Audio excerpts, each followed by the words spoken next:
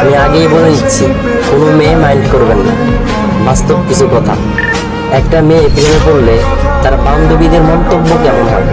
প্রথমে, ছেলেটা লম্বা তো, দেখতে কেমন রে, টাকা পয়সা আছে তো, বড় লোক না হলে কিন্তু বিয়ে করিস না।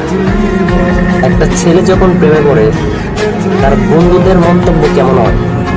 প্রথম